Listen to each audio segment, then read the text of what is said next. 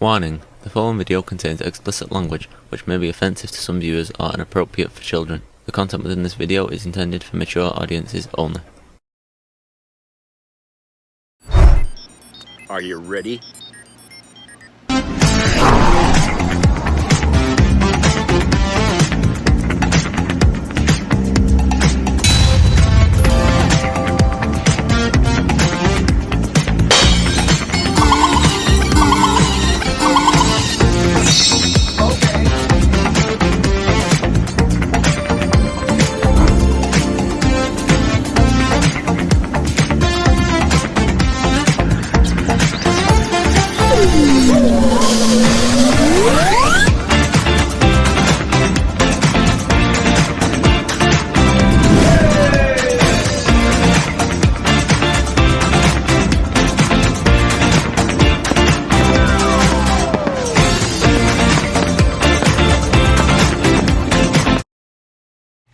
Hey everybody, it's Jeff.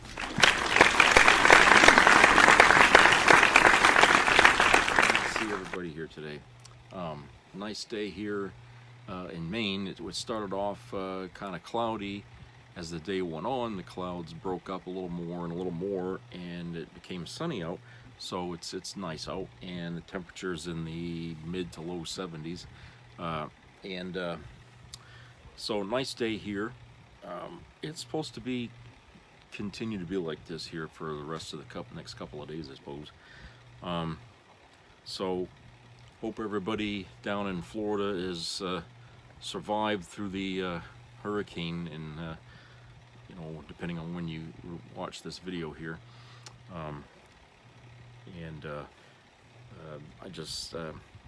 One of the reasons why I won't go back and live in Florida again is because of that, the hurricanes and stuff down there. I would rather take the snowstorms we get up in Maine than any fucking hurricane down in Florida. Okay, I'd rather take the snowstorms in Maine than any earthquake that happens in California. You know what I'm saying? It's just, to me, it's better up here, I guess, environmentally speaking. I'm not a daredevil, So anyway, I have a 17-minute video I want to play, and it's another video that talks about private equity and kind of goes into a little more explanation around what it does, what it is, and how it's hurting our economy and hurting workers in this country as well.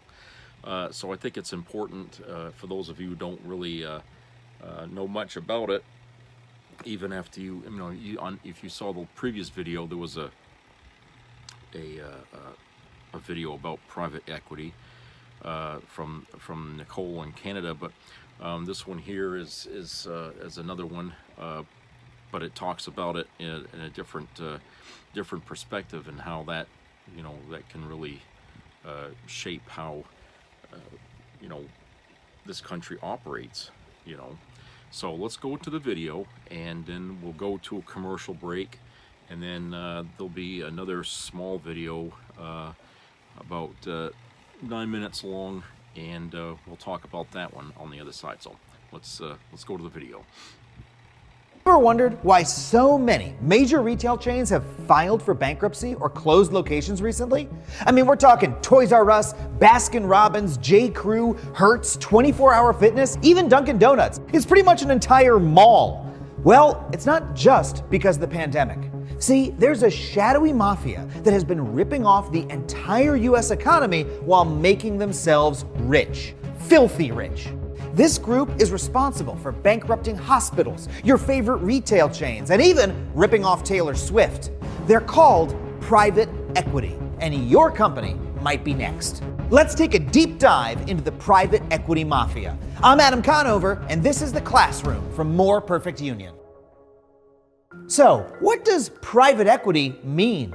Well, if you want to be literal about it, it's just investing in any asset other than the public stock market. A private equity firm like Blackstone, KKR, Carlyle, or Apollo manages a private equity fund, which is a big pool of money from investors who are trusting the firm to make good choices with that money. But we want to focus on one nefarious strategy the private equity mafia used specifically. Let's take a look at the real mafia to explain. In mob media like Goodfellas and The Sopranos, the mafia preys on profitable small businesses, puts them into debt by making them pay money to keep the place running, and then leverages that debt to do whatever they want with the place. They run up huge tabs, take store merchandise on credit, eat all the maraschino cherries, the works. Then, when the owners can't pay them anymore, they just burn the joint down for the insurance money. Now, in the mafia world, this is called a bust out, and it's obviously criminal.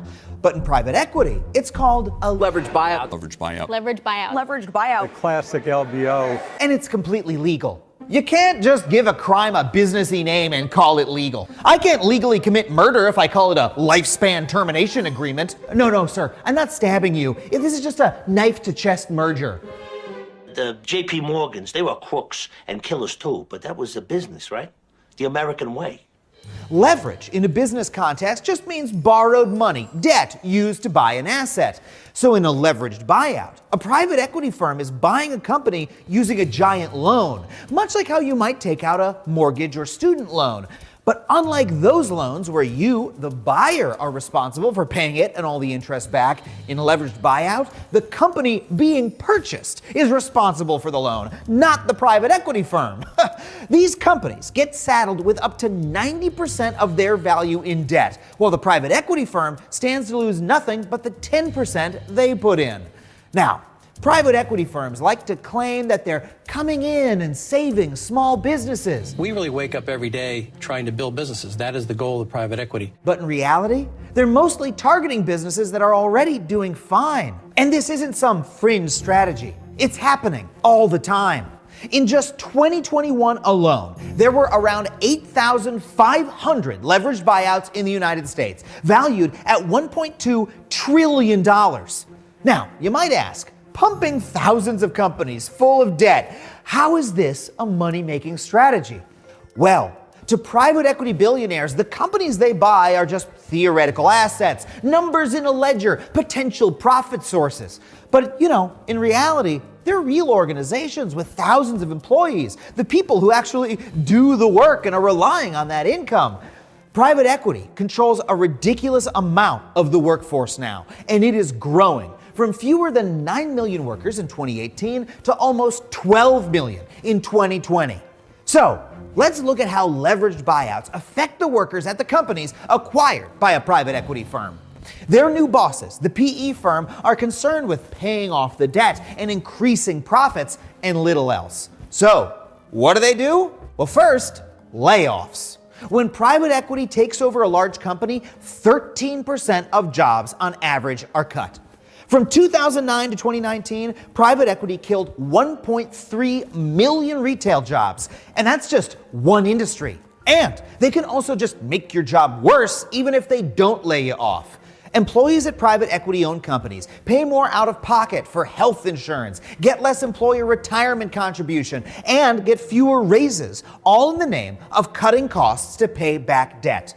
Now, More Perfect Union covered this, showing what happened to working conditions at the Cheesecake Factory when it was snapped up by Rourke Capital. A firm, this is true, named after a character in an Ayn Rand novel. Interesting fact, Ayn Rand's The Fountainhead, where the name Rourke comes from, is 753 pages long, and that is 80 pages shorter than a Cheesecake Factory menu. And even with all these cuts to the basic rights of workers, private equity still manages to run companies into the ground. About 20% of public companies taken private by private equity go bankrupt in their first 10 years, compared to just 2% otherwise. Like in the case of a company that was very dear to me and any kid who grew up in the 90s, Toys R Us. The company was bought in 2005 by a coalition of private equity and real estate firms, and the toy chain was immediately burdened with over $3 billion in debt. By 2007, just 2 years of private equity ownership, Toys R Us was spending 97% of their profits on paying back interest, and not even the full loan. That prevented them from being able to innovate. You know, that thing that capitalists are supposed to love doing. So, Toys R Us missed out on that whole internet thing. You know, kind of a big deal. But was that managerial failure, or because they couldn't afford to do it, thanks to all those burdensome loans? And you know what? It's not just Toys R Us. 2/3 of companies that filed for bankruptcy in 2016 and 2017 were private equity owned. If a company you worked for went bankrupt, well, there's a good chance it was private equity's fault. Okay, so let's recap where we've been so far. Private equity is destroying jobs and making workers' lives worse. But cost cutting also affects consumers in some pretty serious ways. Private equity investments in nursing homes went up $95 billion from 2000 to 2018, and now 10% of all U.S. nursing homes are owned by private equity. These firms cut staffing and nurse hours so the residents get less basic and emergency care. Residents in private equity-owned nursing homes are 50% more likely to be on antipsychotic medication and 10% more likely to die. One study found that private equity ownership of nursing homes is responsible for 1,000 deaths a year. Private equity investments in general healthcare more than tripled since 2015. Now 25% of hospitals are owned by private equity. The Journal of the American Medical Association found that private equity-owned hospitals had a $407 increase in charges per inpatient day. And yeah, that's a cost that's being passed on to the patients like you and me. And if human suffering isn't enough to get you mad, well, how about this? After BC Partners acquired PetSmart in 2015, dog deaths at PetSmart groomings doubled. Yeah, dead puppies don't do it for you. Well, how about hugely popular singer-songwriters? In 2020, the private equity firm Shamrock Holdings bought the rights to all of Taylor Swift's master recordings, album art, and music videos, leaving Swift with no ownership of the material she created. Oh, you know Taylor Swift called them out on Twitter. So, benefits are being cut, jobs are being destroyed, the quality of products and services is going down, and companies are folding. And it's all in the name of making good returns for investors, right? Well, that's important. The actual investors in these funds aren't billionaires. They're people who actually matter. Private equity investors are largely retirement and pension funds. You know, those big pools of money that public and union workers, like teachers and nurses, contribute to throughout their careers, hoping to have a retirement income. So for all the human and puppy suffering the private equity model causes, is it at least making those folks some money for retirement? Well, let's listen to Jeffrey Hook, a finance professor at the Johns Hopkins Carey School of Business, who worked for the finance industry for decades. The marketing pitch is that these private equity investors are geniuses and are beating the public markets by leaps and bounds. When you dig a little deeper, when you lift up the rocks, you find out that these kinds of claims are untrue. They're flat with the public markets, or in some cases underperform. Huh. So if the money isn't going back to the investors, where is it going? Perhaps it has something to do with why some call this industry the billionaire factory. In 2005, there were just 3 private equity multi-billionaires, but by 2020, there were 22 of them, and they are now worth a combined $153 billion, money that was directly transferred from the retirement savings of teachers and nurses. So, let's talk about how private equity is not only destroying businesses, but is transferring wealth from the retirements of the people who need it to a small group of private equity executives via exorbitant fees. The amount of money put into private equity is gigantic, probably a couple of $1 trillion easy. And estimates vary, but I would say probably a little more than half would be in public plans or municipal plans. Hook says that private equity firms aren't providing the returns they promise. And Hook isn't alone. Oxford researcher Ludovic Philippou found that once you factor in the massive fees private equity funds charge their investors, the funds perform no better than simply investing in the stock market. Research by the American Federation of Teachers, run by President Randy Weingarten, found that the average private equity fund used to perform similar to the public stock market, but since the mid-2000s has actually underperformed the public market. Even Warren Buffett, the ultimate Wall Street insider himself, agrees. We have seen a number of proposals from private equity funds where the returns are really not calculated in a manner that they're not calculated in a manner that I would regard as honest. If I were running a pension fund, I would be very careful about what was being offered to me. And you know what? It's even worse than that. We mentioned fees a few times, but the fees really really add up. PE firms use a fee structure called 2 and 20. They get 2% of all money invested with them, and then 20% of all profits above a certain amount.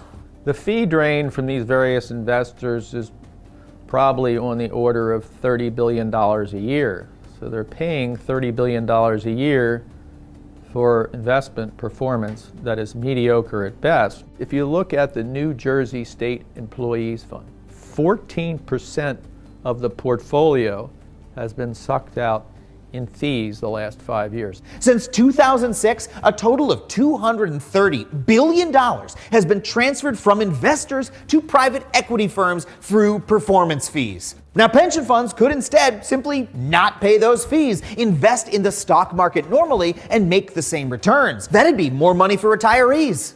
The firms also make money with monitoring fees. The fee that's kind of hidden is called a monitoring fee, and that is the fee for giving them advice and sitting on the board of directors. That's right. They buy the company, forcibly hire themselves as consultants and directors, and then pay themselves for it. It's all part of their win-win for themselves system, and they collect a little bit of money every step of the way.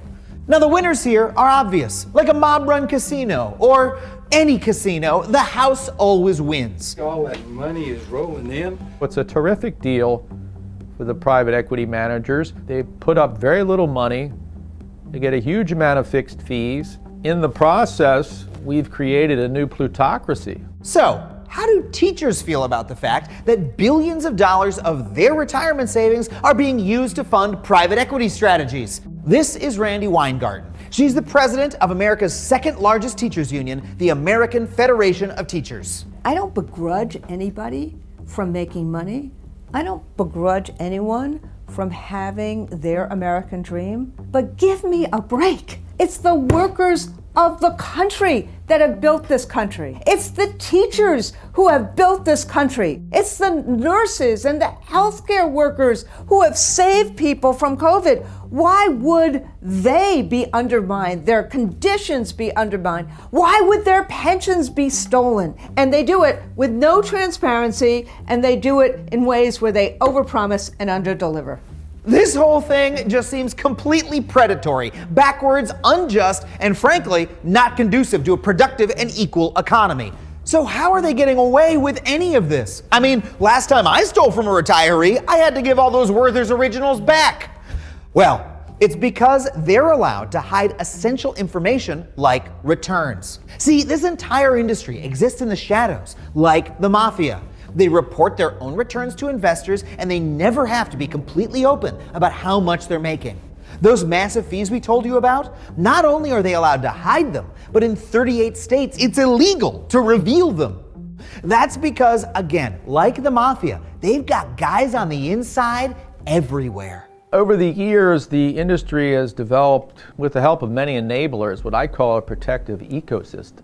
The private equity industry is essentially operating unfettered by federal government regulation. I mean, you have thousands of private equity funds. You might have a couple of dozen people out of thousands of SEC employees that cover the private equity industry. The SEC's offered no explanation for why it lets this gigantic industry run around essentially unsupervised.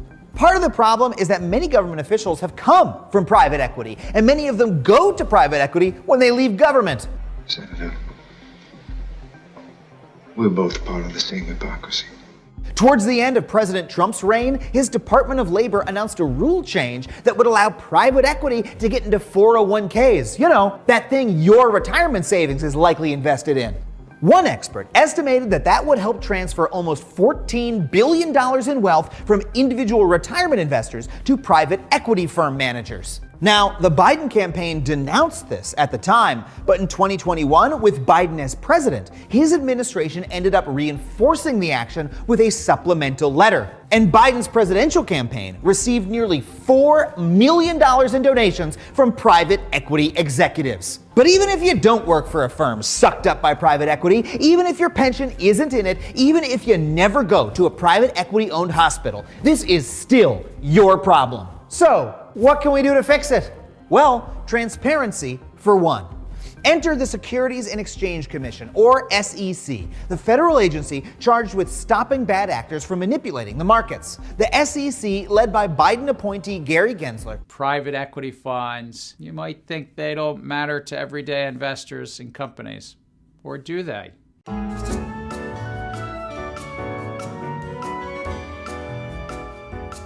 Has proposed changing their rules so that private equity firms would have to, tell the truth about the returns of their funds and disclose transparent information about all the fees that they charge. Now, obviously, the lobbying groups representing private equity firms are up in arms about the idea that they might have to disclose even some of the basic information of their investors. But meanwhile, in Congress, the federal Stop Wall Street Looting Act, introduced in 2021, would limit the amount of debt used in buyouts, increase transparency, and close tax loopholes. If we don't make those changes, the private equity mafia is going to keep getting away with their schemes to line their pockets with your money, your teacher's money, your nurse's money, all while killing your puppy and your grandma and making you wait an extra 40 minutes for an almond-crusted salmon salad from the Cheesecake Factory. Oh, it's infuriating, right? Why is it that private equity has more of a priority than the people who work for a living who make America run? Yeah, I'm really angry by that. This is not fair to workers.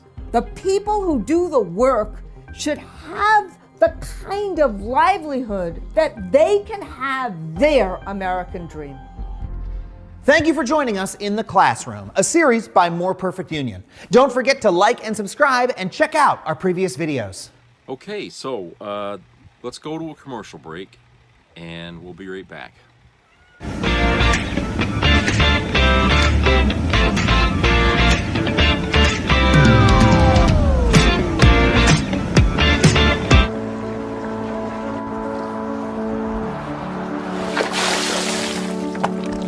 This is me. This is me.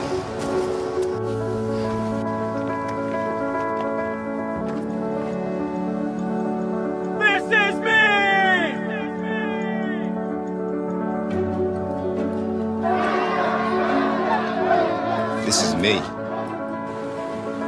I'm Alex Curtis. I'm a lobsterman in Maine, and this is me. I'm Ruth McLaughlin, and this is me. I'm Eric Hopkins. I'm an artist, and this is me. This is me. Me. This is me. This is me. This is me. At the end of the journey, the main thing is you, original.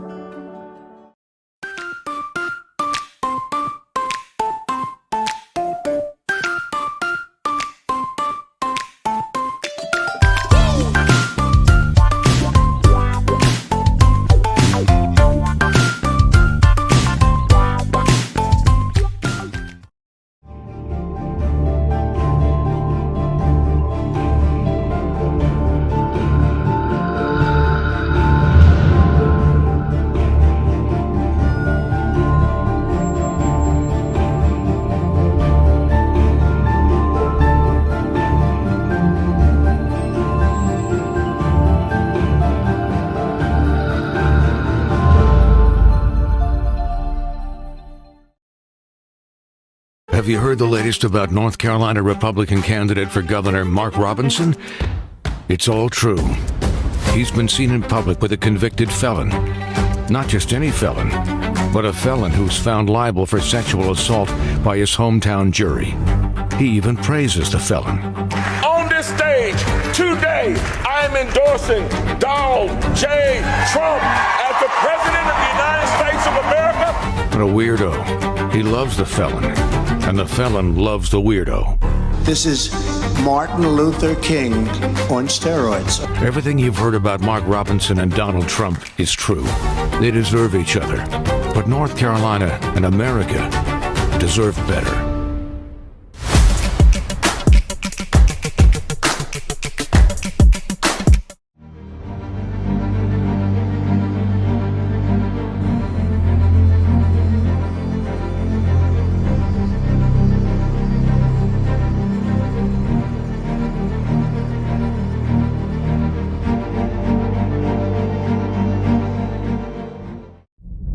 America's America's national security, a president's first job, to protect our nation from all enemies, foreign and domestic. In a dangerous world, Kamala Harris has sworn to do just that. Her commitment is clear. I will never waver in defense of America's security and ideals, because in the enduring struggle between democracy and tyranny, I know where I stand and I know where the United States belongs. I will ensure America always has the strongest, most lethal fighting force in the world. And to uphold America's solemn promise to honor our veterans. And I will fulfill our sacred obligation to care for our troops and their families, and I will always honor and never disparage their service and their sacrifice. Kamala Harris for president, for a stronger, safer America.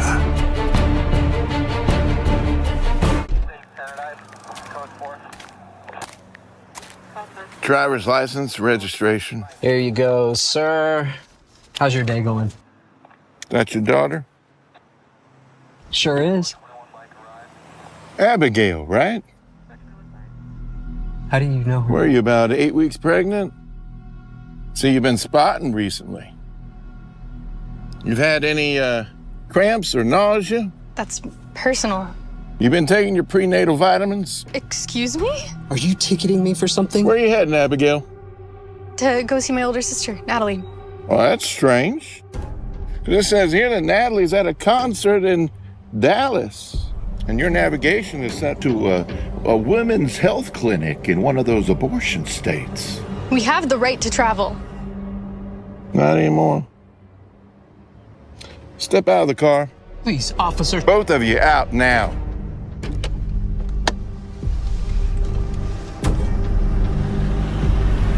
You, sir, are under arrest for crossing state lines to obtain an abortion for a minor under your care. And you, young lady, well, you're under arrest for evading motherhood.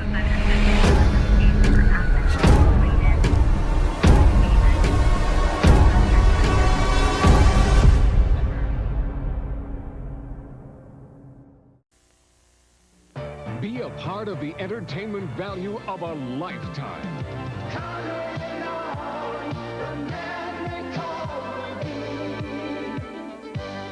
I loved it. It was the best performance I've seen in a lifetime. I loved the show. I liked it very much. He's a very entertaining man. It's well worth the money. Now appearing in Charlottetown, coming to Halifax November 6th to the 18th, and St. John November 20th through the 26th.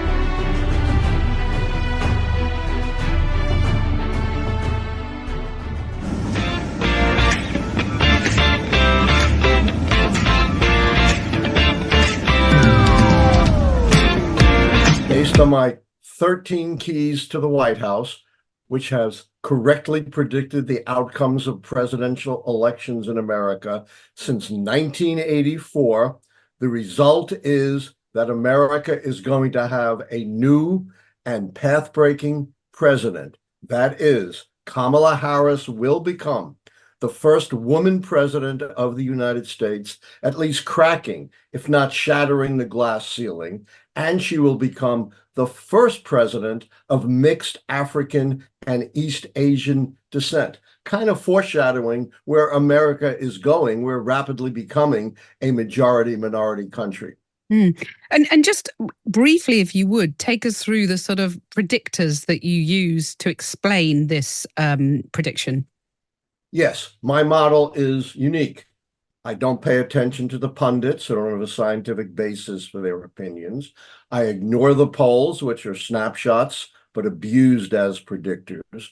Rather, I developed the 13 keys to the White House, going all the way back to 1860. I developed it in 81, based upon the proposition that American presidential elections are essentially votes, up or down on the strength and performance of the White House party.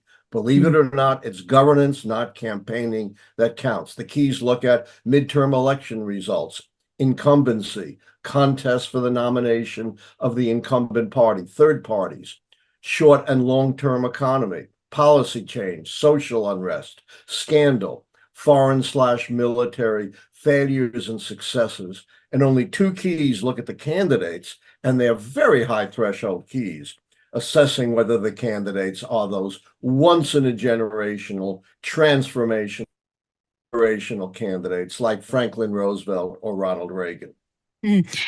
How do you adjust for the swing states, though? Because we've been told time and again that not only is this contest very close, but it's going to be decided by a few tens of thousands of votes in the swing states. Trying to predict elections by looking at the swing states is a fool's errand. Even the most eminent of academic modelers who try to compile results by looking at the swing states create errors. The most prominent of them was predicting a near Clinton landslide in 2016. The keys take a different approach.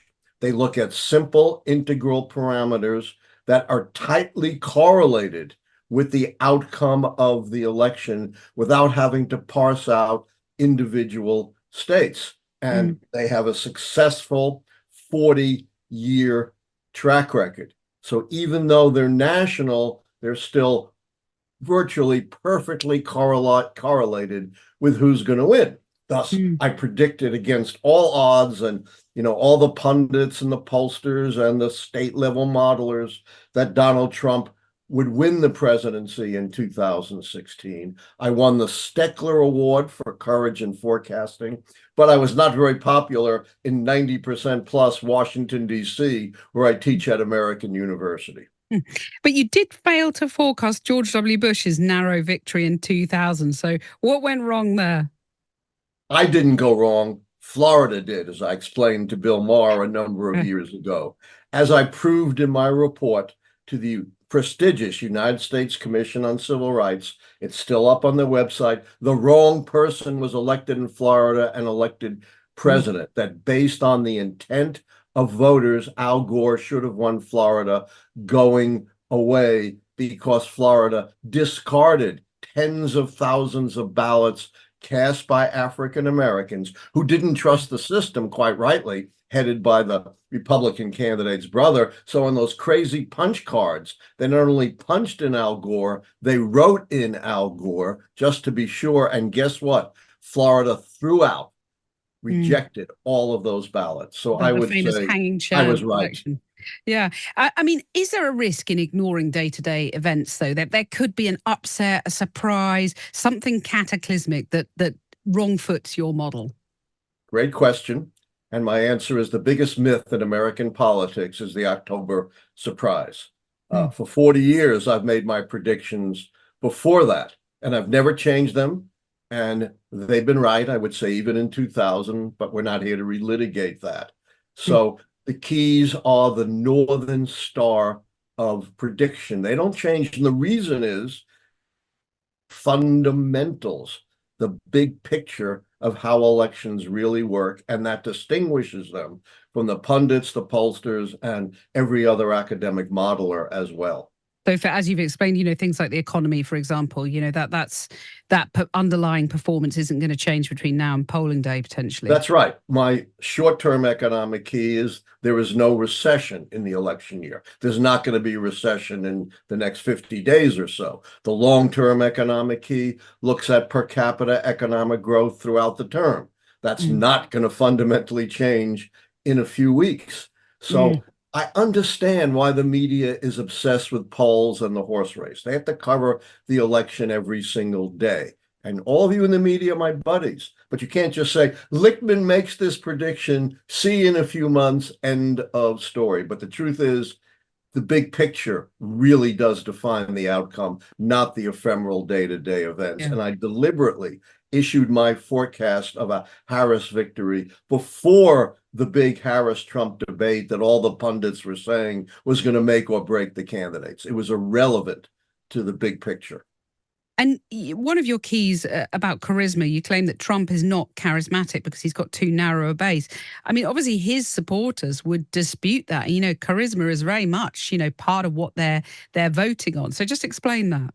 Yes, absolutely. He appeals to his supporters, but that's not the definition of the key. If you're going to use my system, you've got to stick to how the keys are defined. And, charisma is just a shorthand. When you read my book, Predicting the Next President, you'll see I define it very carefully. You have to be one of those once in a generation, across the board, across party lines, broadly inspirational, transformational candidate like FDR or Reagan. Trump does not fit that definition because while he appeals to a fervent base, it's a narrow base. In 4 years as president, his approval rating averaged 41%, the narrow base, right at the bottom of all presidents. In 2 elections, he lost the vote of the people by a combined 10 million votes. FDR and Reagan won 6 elections by landslide. So I'm not disparaging Trump in any way. I'm not saying his followers don't love him. I'm just saying he doesn't fit the definition of the key that's tested since 1860. Yeah. And just briefly a word on the model that you're using. It was inspired by a Soviet seismologist, right? That's absolutely correct. Vladimir Kailas-Borak, who I met at Caltech in 1981, and it was his idea to use the methodology of pattern recognition that he used for earthquake prediction to predict elections. So we became the odd couple of political research, and we reconceptualized presidential elections in geophysical terms, not as Carter versus Reagan or Republican versus Democrat, but as stability, the White House party stays in power, and earthquake, they're booted out of power. And then we use the methodology of pattern recognition from Kailas-Borak to look at every American election from the horse and buggy days of politics in 1860 through 1980. Remember, this is 81. And that led us to the 13 keys. And our decision rule, if 6 or more keys are negative, the White House party loses. Fewer than 6 negative keys, stability. And so finally, it is going to be a close election. We know that. Would you stake good money on the fact that you've got it right? Hey, I never bet on my own predictions because I won't jinx them. I don't recommend anyone else bet on them, but I do have a 40-year track record that no one else comes close to. That doesn't mean I can't be wrong. I'm a human being. Of course, I can be wrong. And I'm 77. I've been doing this forever, but I still have butterflies in my stomach because unlike the pollsters like Nate Silver, who give you these phony probabilities, 70% Clinton's going to win.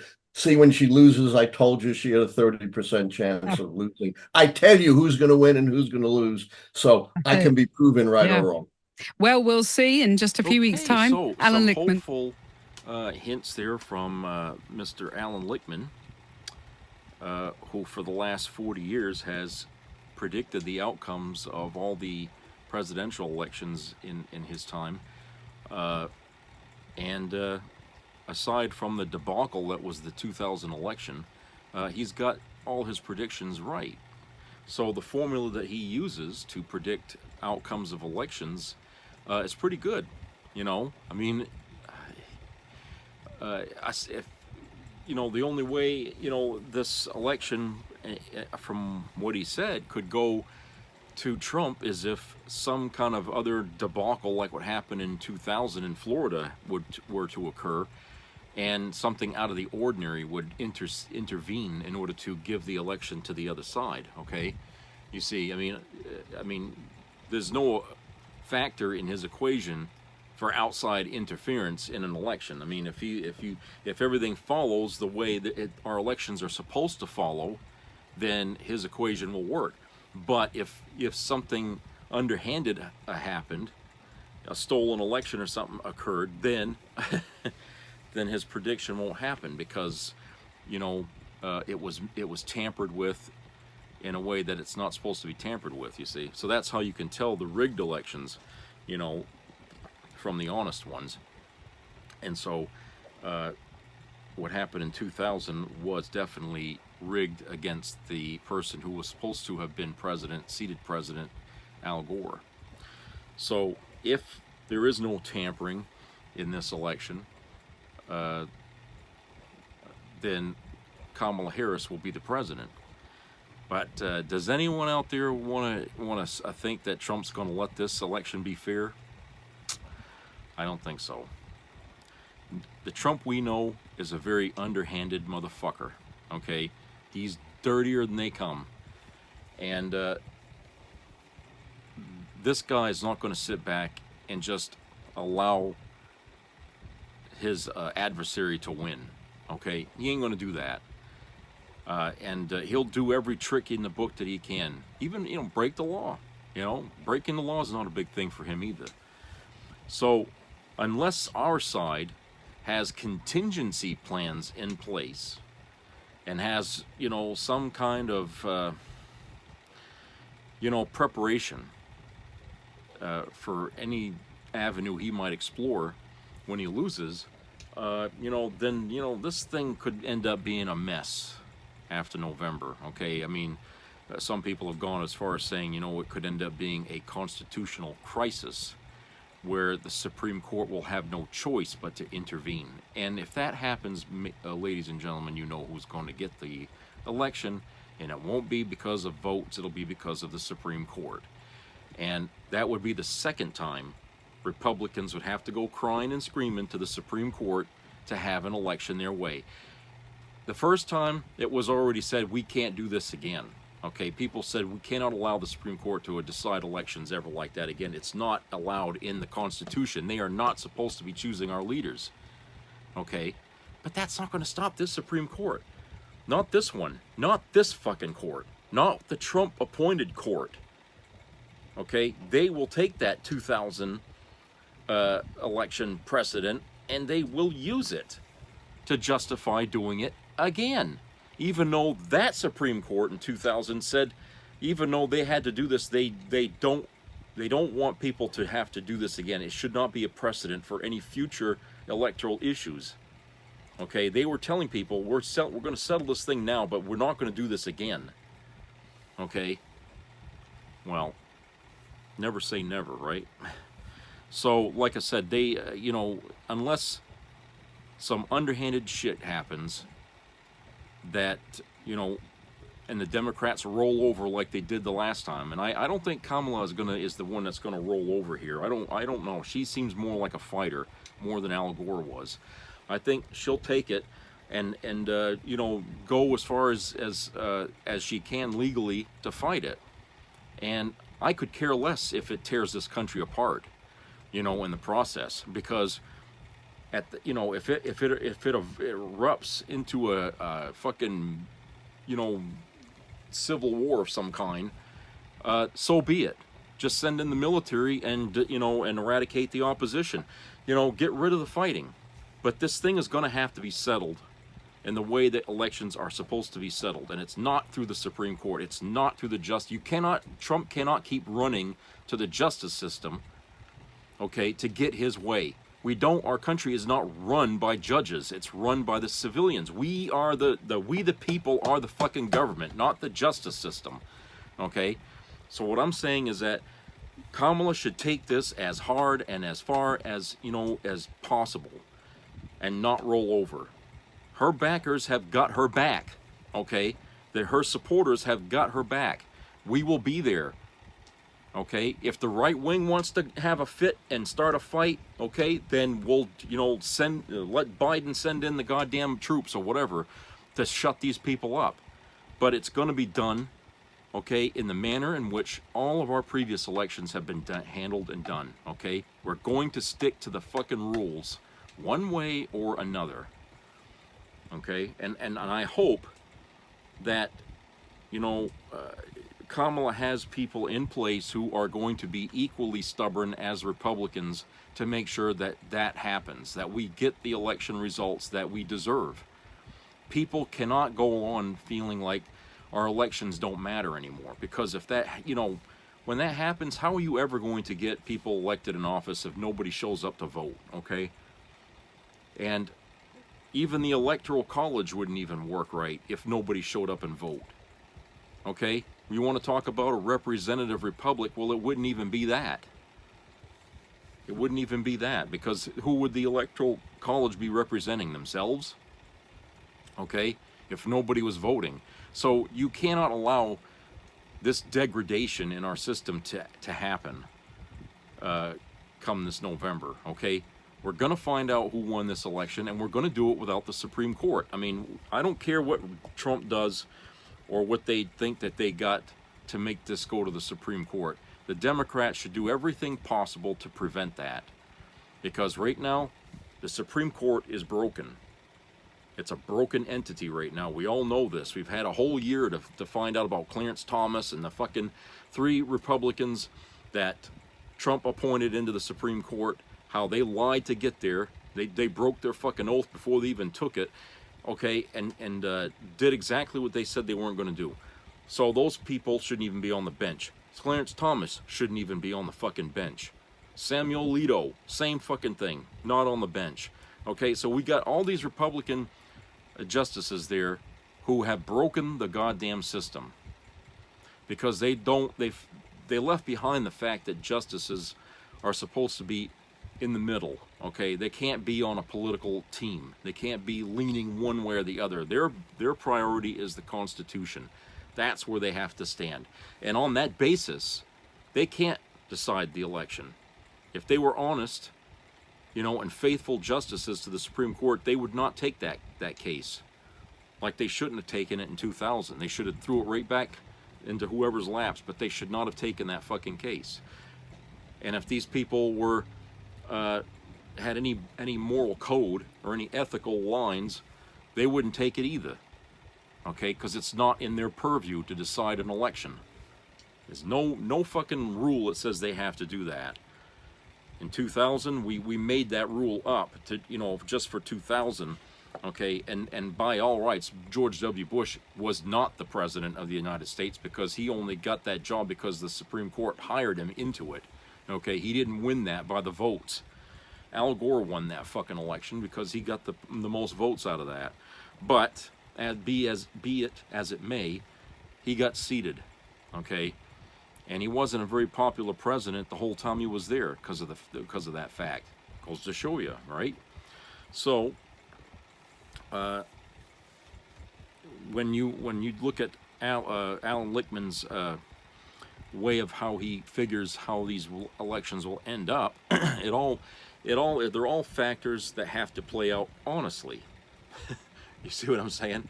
These are factors that matter because the equations are based on everybody doing the right thing, following the rules, okay?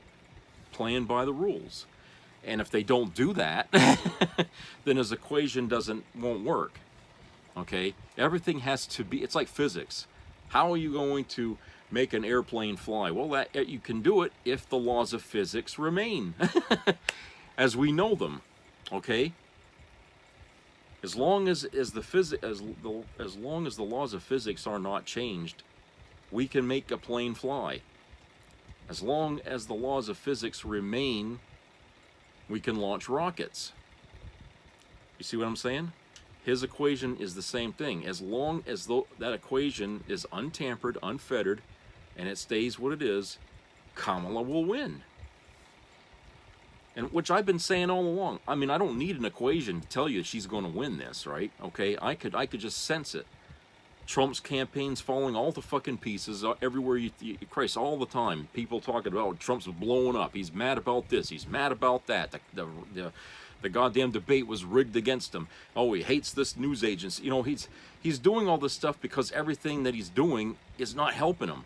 That's why he's so mad. It's not helping him in the polls or whatever polls are using, okay? It's not edging him out ahead of Kamala like he wants, okay?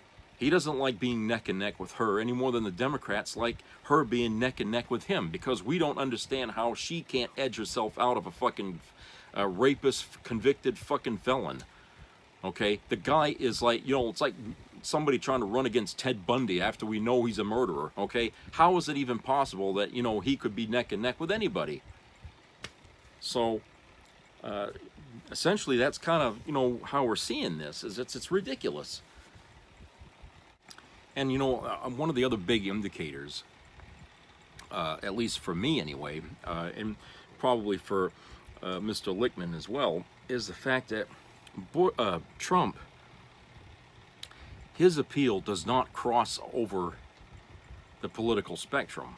You see what I'm saying? What I mean by appeal, like, you don't see, you know, Democrats, you know, saying, oh, you know, I think I like his idea. You know, you don't see any Democrats who are really thinking about voting for Trump. I mean, you're seeing a lot of Republicans, over 200 and some odd Republicans, some of them from his old former administration, coming out and endorsing Kamala.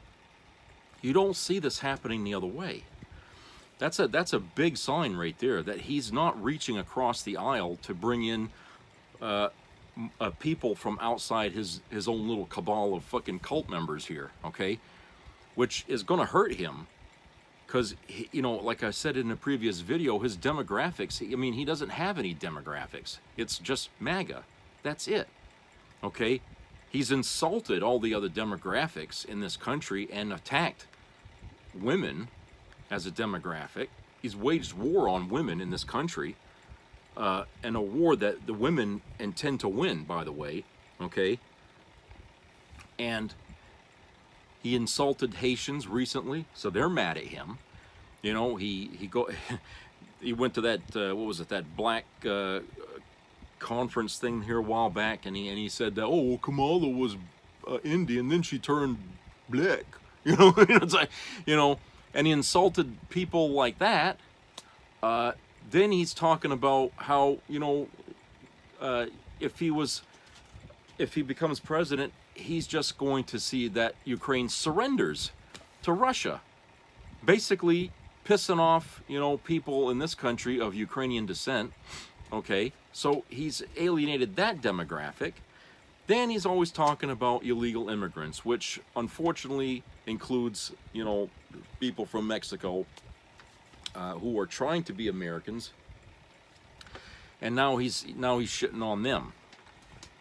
Okay, and of course that's one demographic he's been after for a long time. Okay, I don't know what the hell he's got against Latinos, Latino Americans in this country, but he's ever since we've known him, he's been after those people. Okay, so he's got a huge thing against them. So that demographic is not going to come to him by any big denomination. Okay, but like I said, I can't think. I mean, veterans, yeah, I forget about that. He insulted veterans on more than one occasion. He's shit on them, and that's where a lot of those 200 some odd fucking Republicans, a lot of them came from the military. They're saying, no, we don't like you because, hey, you pissed on us, you're calling us, you know, suckers and idiots and shit like that, and then you go and you take a fucking picture like that in front of a bunch of fallen soldiers at, you know, Arlington Cemetery. You know, you're not supposed to be using that as a political photo op, and you don't even care about the rules about that. Okay, so he insulted the veterans. I mean, Jesus Christ, I mean, I can't think of anybody who would actually be on his side except the cult members of MAGA. And that ain't enough. That's not nearly enough. I don't care how widespread MAGA may be. You could probably fit all of those people, you know, inside, you know, the town of Best, Texas. Okay, you could probably fit the total amount of you know, MAGA supporters in the whole country into that little town in Texas. All right, so I feel like, you know, this is ridiculous, and yet the media wants us to think it's too close to call. Okay, I know Alan Lichtman said polls are like snapshots. I don't even think they're that. I think they're just educated guesses, or at least as educated as they can be about it. And I think it's also influenced by, hey, if we keep it looking close, people will stay riveted to this campaign. Okay? If it looks like Kamala is always ahead and is always going to win, you know, no matter what, then people are just not going to tune in. They might not even be interested in voting because they'll think it's in the bag, right? They'll just say, oh, well, everybody's going to assume she's going to win anyway, and a lot of people probably won't get out and vote. Well, the Democrats wouldn't want that, right? The Republicans certainly wouldn't want that. So, hey, you got two political parties out there trying to win this seat, the most important fucking seat in the world. Okay. The media is on the take. They're making money off of this horse race that they're creating. Okay, they're on the take, and there's this real ecosystem of balance here, and manipulating the voters to keep them riveted to this thing, and everybody's in on it, both the left and the right. Okay, they're all in on this thing, and they want this to look like a horse race. I know a lot of Democrats say that, you know, it shouldn't be, but they do, because they don't want anyone staying home in this election. They don't want anybody on either side sitting this out. They want it to look like, you know, there's going to be a chance for their person to win. All right. And so in order to do that, they have to keep the race close, which is why I say I don't trust the polls. I know how the polls work, and I don't give a fuck about this margin of error and how they equate these. Okay, that's just fucking math. That's all that is, and it don't mean anything at the end of the day, because if they got the results back and it looked like Harris was as far away from Trump as flying here to Hawaii, they're gonna say no, we have to get this. Has got to change. We can't put this out there. Okay, the Democrat Party is not going to like this if it looks like Kamala's way out ahead, because then they're going to be screaming that, oh, we're just going to make it where these people aren't going to get out and want to vote because they figure it's already in the bag, it's already over. You see what I'm saying? even a good look on the poll would be a bad thing for the Democrats. So they can't let Kamala look like she's way out ahead. They got to keep it close, neck and neck. And so the press delivers. You know, there's very few things in this world that are honest. You know, it truly is. I mean, you know, we're born into a world that has, how can I say? It's like the movie Metropolis. You know, the old movie there that was made in Germany. Okay, everything operates because it operates as it should. Okay, and with just one gear out of place, the whole fucking thing is out of whack. Okay, we're born into an engine that's running. Okay, and we're either part of that engine or we're just not part of anything. We're not even part of life. Okay, but if you want to get involved in the engine, you're going to be part of the hypocrisy that exists in this world that makes it work the way it does.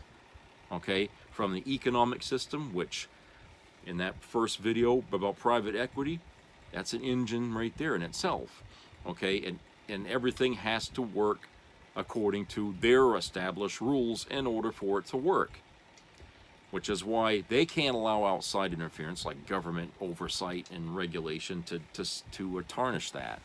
Okay, well, same thing with the election is a engine.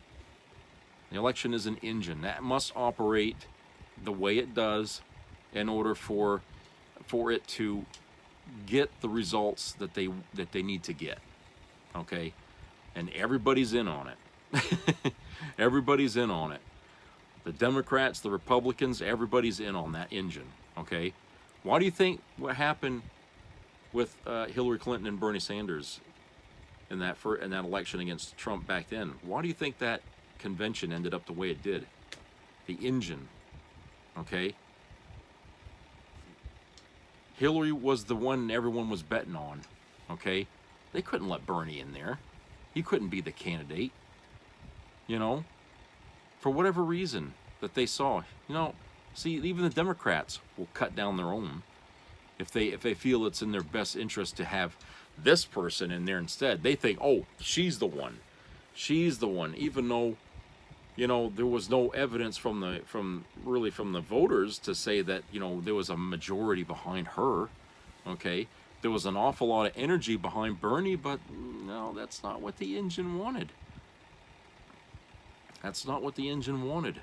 You know, they intended that she would be the successor after President Obama. Okay, it was already decided even before that fucking campaign even started that, okay, she's going to be the one after him. Okay, they weren't going to let Bernie upset that. They had all their eggs in the basket for Hillary. Well, that plan backfired on them because the right wing had Dingbat running for them, and America seemed more interested with Dingbat than they were with the person they already knew. He was the new thing. She was the old thing. I ain't gonna say you know what I'm saying. She wasn't new. Her face been around for years. Trump, that was like his first foray into politics. He was the new thing. He sold himself as outside the establishment. Okay, and everybody was looking for somebody outside the establishment back then. Hillary wasn't it. Okay, even Alan Lichtman said that she wasn't it. She is the very definition of the establishment, and they weren't interested in her. She couldn't win. But Trump still had to meddle in the election just the same. Okay, to make sure that he won. But like I said, everything in this world is somehow connected in some way or another for a minority benefit.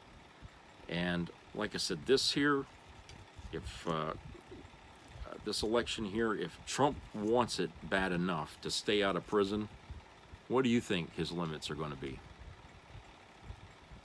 All right, let's call it a day, and I'll hope everybody has a great rest of the weekend.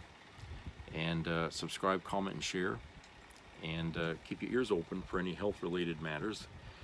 And I will hope everybody treats each other nice. Okay, it's been a very tough year for those of us who are into politics. I'm telling you, I'm wore out. I know a lot of people are, and at this point, we're either for Kamala or we're for Trump. There's no in between. There should not be any undecided, and if there are, get the hell out of this thing. We don't want you. Okay, but the election is already set. Everybody knows where we're going to be on election day. So hurry up, November, get here so we can end this fucking mess here, and we can live our lives, whenever that will be. So I'll talk to you all later. Take care. Bye-bye.